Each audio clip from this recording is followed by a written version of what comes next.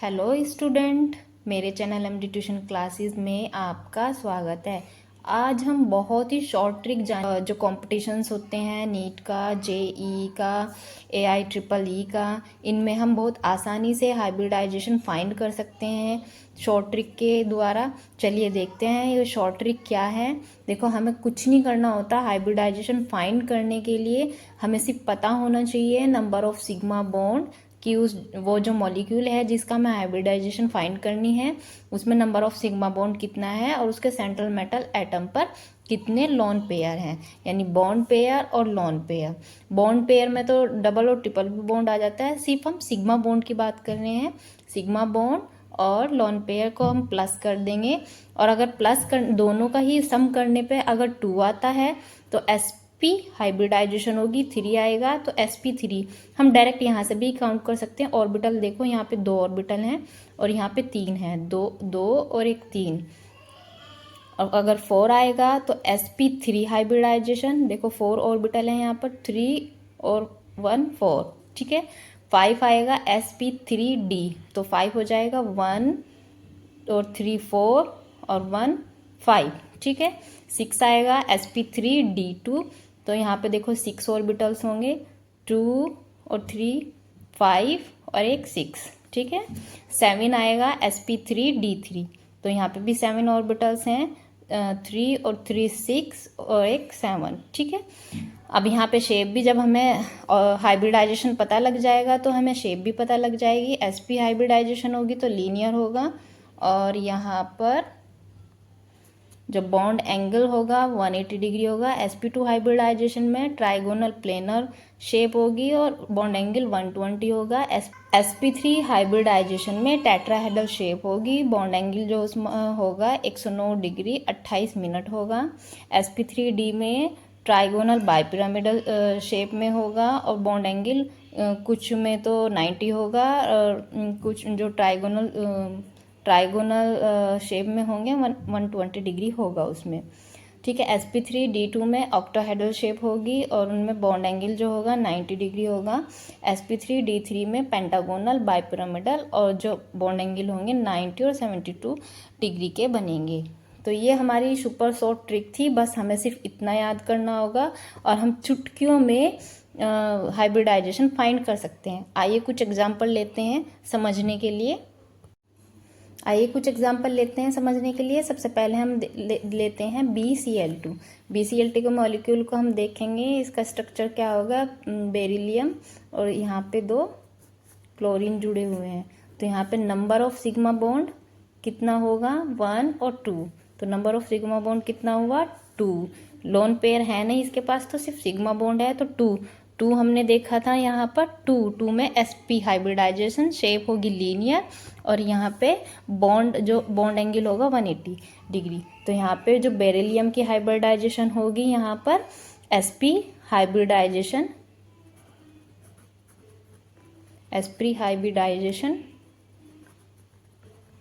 और bond angle जो होगा 180 डिग्री होगा और शेप भी लीनियर होगी, ठीक है। कितना आसानी से हमने चुटकियों में पता लगाया कि बेरिलियम की हाइब्रिडाइजेशन को क्या होगी। अब हम यहाँ पे देखेंगे BCl3 में देखेंगे हम रफली स्ट्रक्चर, कोई भी हम शेप वेप नहीं बनाएंगे, रफली स्ट्रक्चर बना लेंगे हम। ऐसे हमने बना लिया, इससे 3 क्लोरीन जुड़े हुए हैं। नंबर ऑफ सिग्मा बॉन्ड देखेंगे हम, नंबर ऑफ सिग्मा बॉन्ड कितने होंगे, 1 2 3।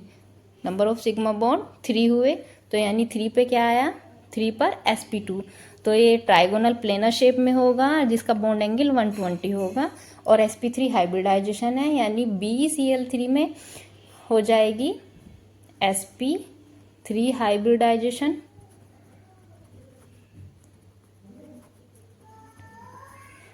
ठीक है। और शेप क्या होगी इसकी, ट्राइगोनल प्लेनर।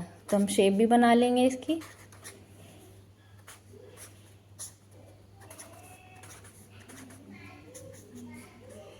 इस तरह हम जान सकते हैं कि शेप क्या होगी और बॉन्ड एंगल जो होगा 120 डिग्री होगा, ठीक है।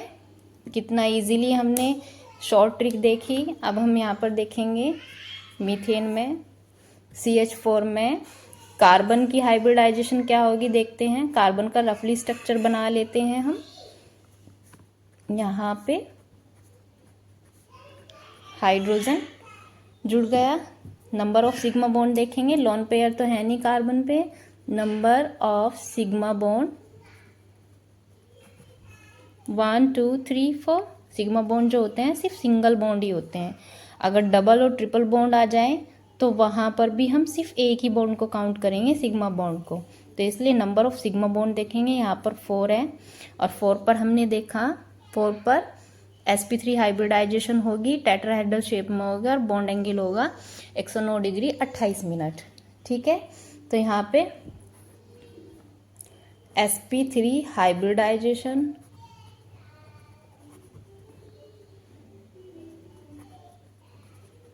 और इसका स्ट्रक्चर होगा टेट्राहेड्रल शेप में, यानी टेट्राहेड्रल कुछ इस तरह की शेप होती है अगर हम देखें तो।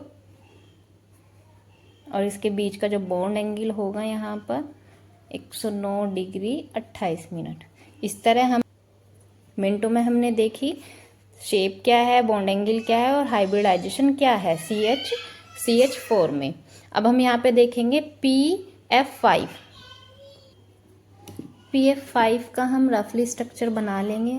हमें पता ही नहीं इसका स्ट्रक्चर क्या है, बस ये पता है कि 7 एटम जुड़े हैं फॉस्फोरस से, तो 7 बॉन्ड बना लेंगे। 1 2 3 4 5 6 5 जुड़े हैं, ये नहीं है। तो यहाँ पर एक फ्लोरीन इधर जुड़ा है, एक इधर, एक इधर, एक इधर, एक इधर। तो 1 2 3 4 5 रफली बना लिया हमने। और यहाँ पर हम देखेंगे, यहाँ पर हमने रफली स्ट्रक्चर देखा यहाँ पे sigma, number of sigma bond कितना होगा, नंबर ऑफ सिग्मा बॉन्ड। ठीक है, तो 1 2 3 4 5 हुआ यहाँ पर। तो इसमें हाइब्रिडाइजेशन क्या होगी, 5 पर देखो sp3d हाइब्रिडाइजेशन होगी, ट्राइगोनल बाइपिरामिडल शेप होगी। ठीक है, और जो बॉन्ड एंगल होगा 90 और 120 डिग्री में होगा। चलो अब इसका शेप बनाते हैं। सबसे पहले ट्राइगोनल बाइपिरामिडल और sp3d हाइब्रिडाइजेशन इसमें हुई फॉस्फोरस की sp3d हाइब्रिडाइजेशन।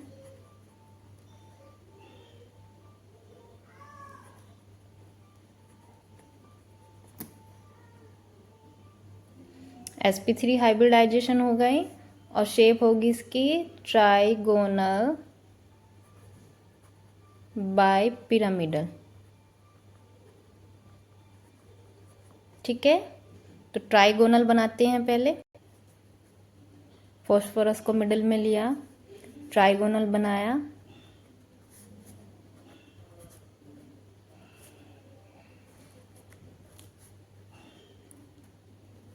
ये ट्राइगोनल शेप बना दी हमने। और बाई पिरामिडल, यहाँ पे एक फ्लोरीन इधर, एक फ्लोरीन इधर, ये देखिए ये बाई पिरामिड हो गए यहाँ पे। तो शेप क्या हुई, trigonal bi pyramidal. Bond angle यहाँ पर तो 120 डिग्री होगा और यहाँ पर 90 डिग्री होगा। तो 120 डिग्री एंड 90 डिग्री का बॉन्ड एंगल होगा। अब हम देखेंगे SF6 में। पहले रफली स्ट्रक्चर बना लेते हैं SF6 का। सेंट्रल मेटल एटम है S, 1 2 3 4 5 6 फ्लोरीन जुड़े हैं, रफली हमने बना लिया। यहाँ पर जो सल्फर है वो एक्सेप्शन है, ऑक्टेट रूल का एक्सेप्शन है, क्योंकि ऑक्टेट रूल के अकॉर्डिंग अपने आउटर मोस्ट सेल में 8 इलेक्ट्रॉन रख सकते हैं। ये जब बॉन्डिंग कर लेता है तो 8 से ज़्यादा इसके आउटर मोस्ट सेल में इलेक्ट्रॉन हो जाते हैं। ठीक है, जैसे कि यहाँ पर सल्फर का जो आउटर मोस्ट सेल में 6 होते हैं और 6 के साथ ही इसने बॉन्डिंग करी तो 6 और 6 12, तो 12 हो गए इसके आउटर मोस्ट सेल में। चलिए ये तो बाद का कॉन्सेप्ट है, पहले हम हाइब्रिडाइजेशन देख लेंगे। नंबर ऑफ सिग्मा बॉन्ड कितना हुआ, यहाँ पे सिग्मा बॉन्ड है 1 2 3 4 5 6, नंबर ऑफ सिग्मा बॉन्ड 6। ठीक है, तो 6 से यहाँ हो जाएगा इसकी हाइब्रिडाइजेशन sp3 D2, ठीक है, 23516 sp3d2, इसकी हाइब्रिडाइजेशन होगी और इसकी शेप होगी ऑक्टाहेड्रल, ऑक्टाहेड्रल, और एंगल होंगे इसके 90 डिग्री। चलिए ऑक्टाहेड्रल शेप बना लेते हैं। सल्फर जो सेंट्रल मेटल एटम है, फ्लोरीन यहाँ से चारों तरफ इसके जुड़ा हुआ है।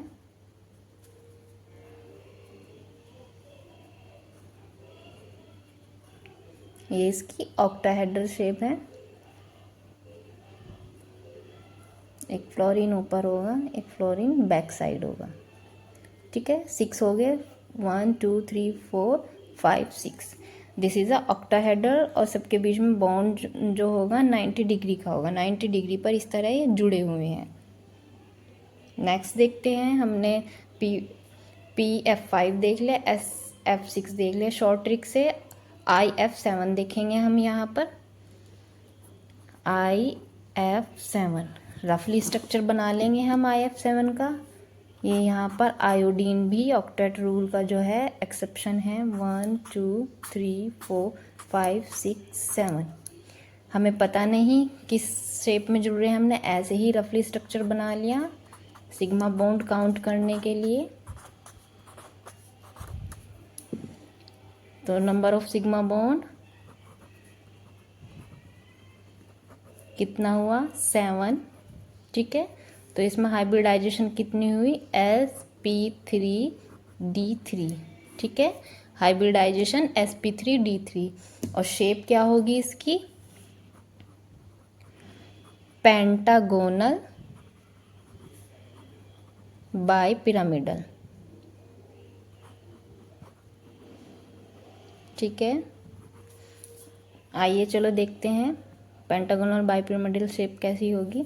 और जो एंगल होगा इसमें 90 डिग्री एंड 72 का एंगल, 72 डिग्री का एंगल बनता है।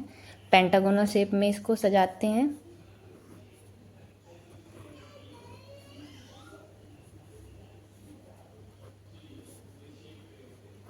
फ्लोरीन फ्लोरीन एक इस तरह होगा।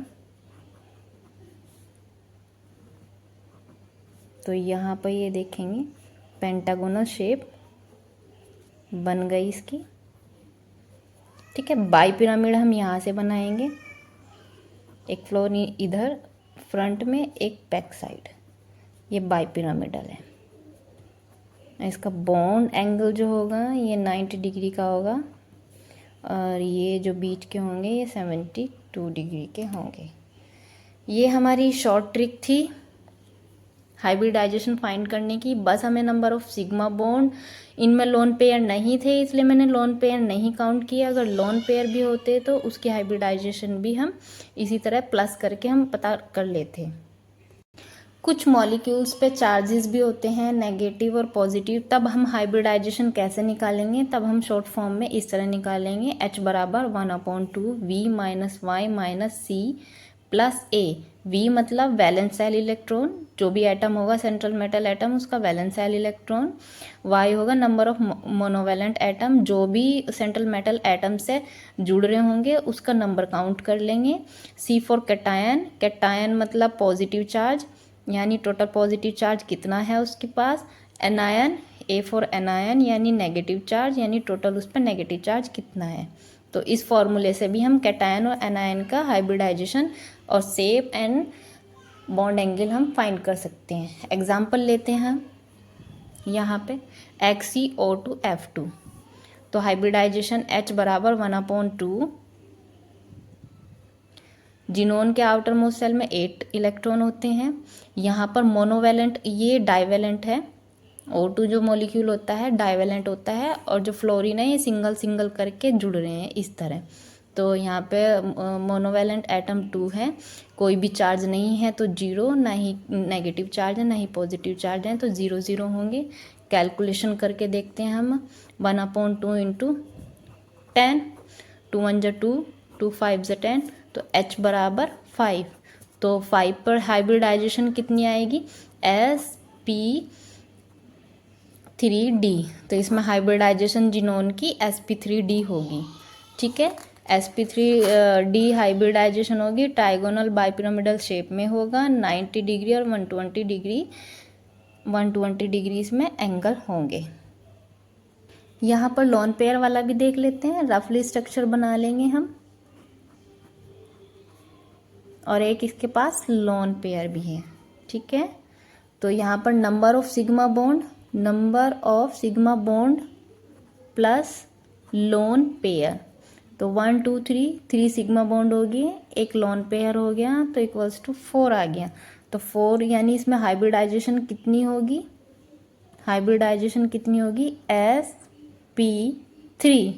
sp3 hybridisation. तो sp3 हाइब्रिडाइजेशन होगी, इसलिए यहाँ पे NH3 का जो शेप होगा टेट्राहेड्रल होगा। टेट्राहेड्रल शेप में ये इस तरह लगेगा, टेट्राहेड्रल शेप में इसका शेप जो होगा टेट्राहेड्रल होगा, और बॉन्ड एंगल जो होगा 109 डिग्री 28 मिनट पे। तो इसी तरह हम लोन पेयर और बॉन्ड पेयर वाला हम हाइब्रिड लोन पेयर और बॉन्ड पेयर वाले इसी तरह हम। अगर मेरी वीडियो आपको पसंद आए तो मेरी वीडियो को लाइक कीजिए, शेयर कीजिए और मेरे चैनल को सब्सक्राइब कीजिए। ऐसे ही हम अच्छे अच्छे टॉपिक और शॉर्ट ट्रिक्स आगे भी हम पढ़ते रहेंगे। धन्यवाद।